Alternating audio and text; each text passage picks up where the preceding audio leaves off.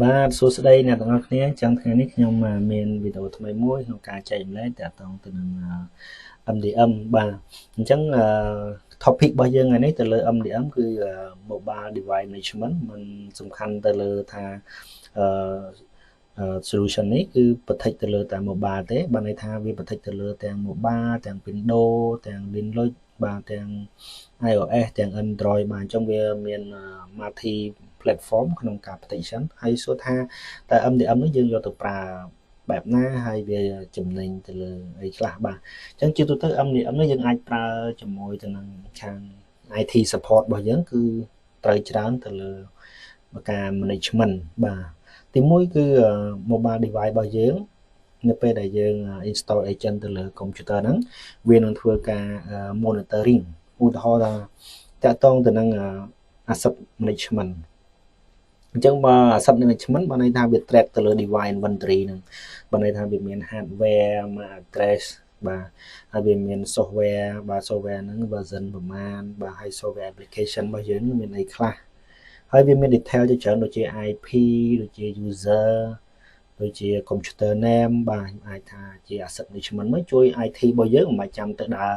track computer មួយទេបាទអញ្ចឹងចំណុចមួយទៀតតកតងនឹង remote command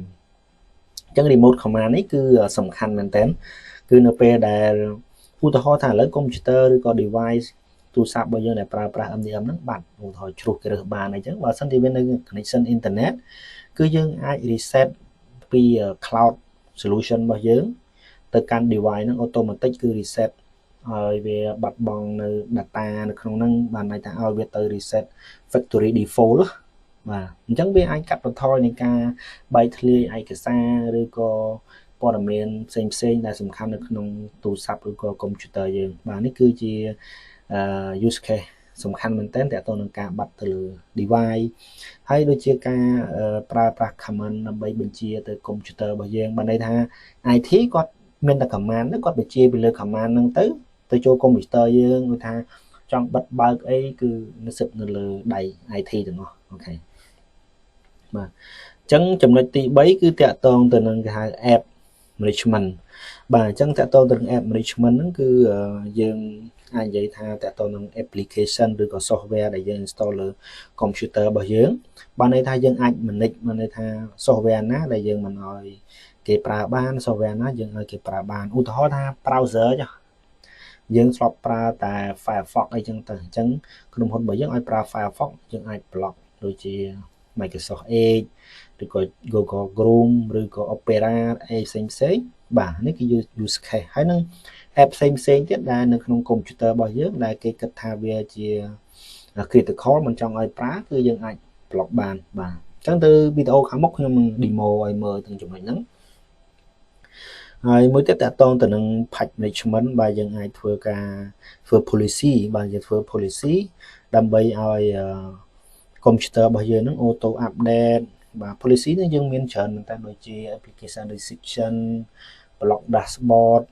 បាទបើមិនកុំឲ្យយើង change dashboard រូបភាពនេះរូបភាពនោះទៅតាមក្រុមហ៊ុនគឺគេមាន policy របស់គេបាទ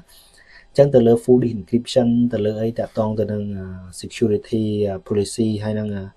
compliance នេះអញ្ចឹងបើក្រុមហ៊ុនយើងមាន compliance ច្រើនយើងអាច check មើលនៅក្នុង policy របស់យើងវាមាន policy ឧទាហរណ៍ថា full encryption computer ទាំងអស់ហ្នឹងត្រូវតែ comply ជាមួយនឹង full encryption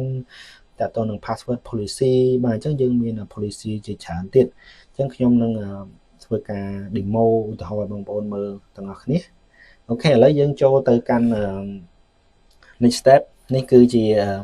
scenario របស់ខ្ញុំបានន័យថាយើង prepare ទី1យើងត្រូវមានឧទាហរណ៍កន្លែងយើងមាន firewall បាទបន្តមកទៀតយើងមាន AD បាទអញ្ចឹងយើងមាន PAM នេះជា optional ដែរបើយើងអត់មានក៏អត់ដែរបាទហើយយើងមាន agent ជា client computer ខ្ញុំមានដូចជាឈ្មោះ MDM បាទខ្ញុំមាន MDM10 បាទ MDM 20បាទអញ្ចឹង3 computer ហ្នឹងយើងអាចដាក់ policy ផ្សេងគ្នាក៏បានឬក៏ policy មួយ apply all ក៏បានហើយមួយទៀតហ្នឹងគឺយើងអាច install software ពីលើ cloud របស់យើងទៅកាន់ client របស់យើងហ្នឹង គឺ direct ហ្មងពួកគាត់មិនបាច់ចាំរំខានថាជាទូទៅនៅពេលដែលយើងចង់ install software យើងសុំគាត់ថាបងខ្ញុំសុំ remote ចូលដើម្បី install software ឲ្យបងអញ្ចឹងវាអាចរំខានការងារគាត់ខ្លះអញ្ចឹងណាអញ្ចឹងតើតើនឹង MDM នេះគឺជួយយើងតើតើទៅនឹងការ install software uninstall software គឺ user របស់យើងគាត់អត់ដឹងទេគឺវារំនៅក្នុង back end អូខេ